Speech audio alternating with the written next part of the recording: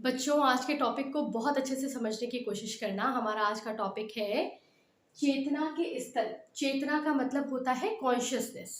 तुम सभी ने बहुत बार इस बात को सुना है कि हमें अपने एनर्जी लेवल्स को बढ़ाना चाहिए, हमें अपनी थॉट प्रोसेस को बेहतर करना चाहिए, हमें अपने चेतना के स्तर को ऊपर ले जाना चाहिए, है ना? सुना है।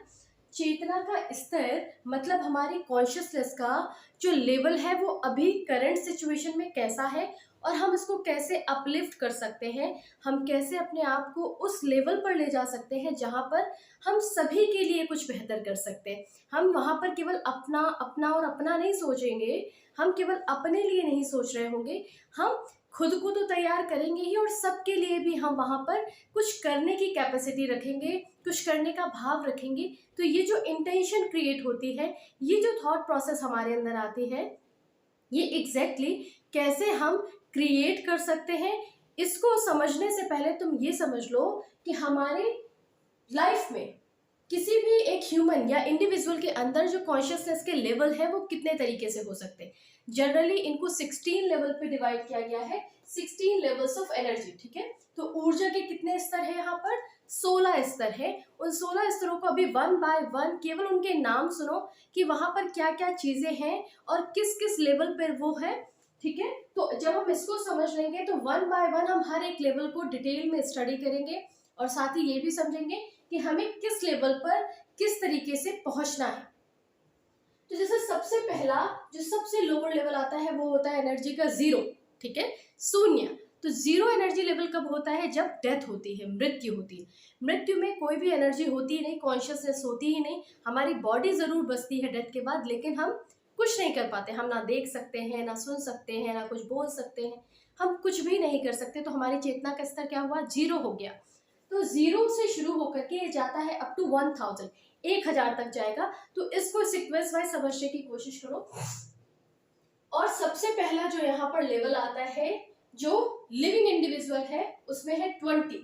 ये पहला स्तर है, सबसे निचला स्तर, सबसे नीचे जो होता है 20 के एनर्जी लेवल पर, जिसमें आता है शेम या शर्म। ठीक है, शर्म का होना, बहुत ज्यादा शर्म का होना। डिटेल स्टडी हम इसकी वन बाय वन हर एक लेक्चर में करेंगे, कमिंग लेक्चर्स में।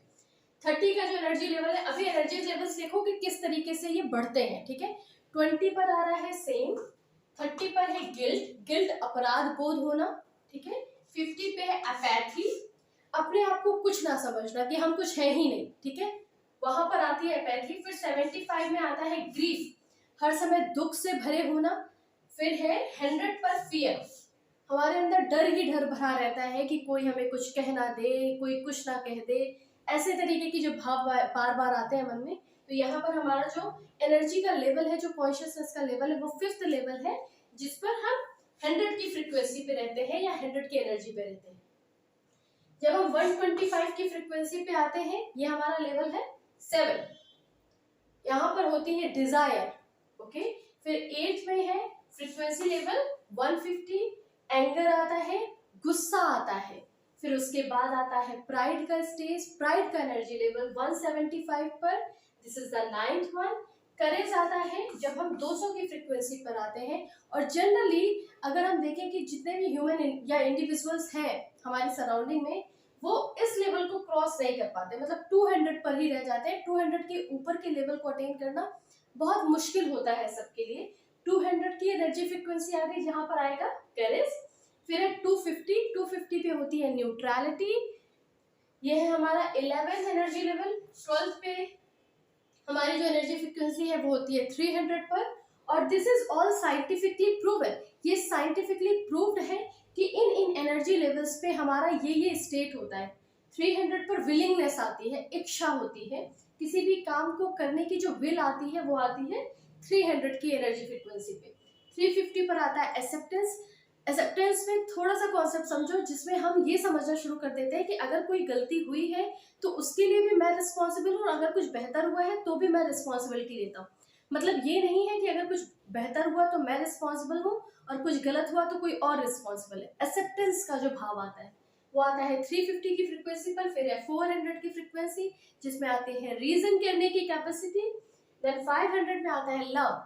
Love is not about 2 person, इसमें 2 पर्सन का इन्वॉल्वमेंट नहीं है। इसमें आप इस स्टेट में आ जाते हैं जब आपको वो प्रेम हर समय अपने अंदर महसूस हो रहा होता है, आप ब्रह्मांड में, आप यूनिवर्स में उसे हर जगह देख रहे होते हैं, हर एक लिविंग क्रिएचर में आप उसे महसूस कर रहे होते हैं, ये वो लव है। फिर है जॉय की कंडीशन, और इसके बाद आती है पीस की कंडीशन 600 की फ्रीक्वेंसी पर। So this is all about frequencies. ये जो एनर्जी का लेवल है वो क्या है, और ये हम सभी को पता है कि यूनिवर्स में जो कुछ भी है दैट इज अबाउट एनर्जी या वाइब्रेशन। हमें कोई भी चीज़ अगर दिखाई देती है, फॉर एग्जाम्पल अगर तुम्हें ये चौक भी दिखाई दे रही है ना, तो ये भी एक पर्टिकुलर एनर्जी फ्रिक्वेंसी पर है, ठीक है ना।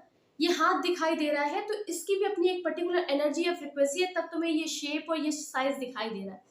कोई भी चीज़ एनर्जी या फ्रिक्वेंसी से अलग है ही नहीं। तो ये तुमने आज समझा कि किस तरीके की एनर्जी या फ्रिक्वेंसी हमारी कॉन्शियस लेवल पे हो सकती है।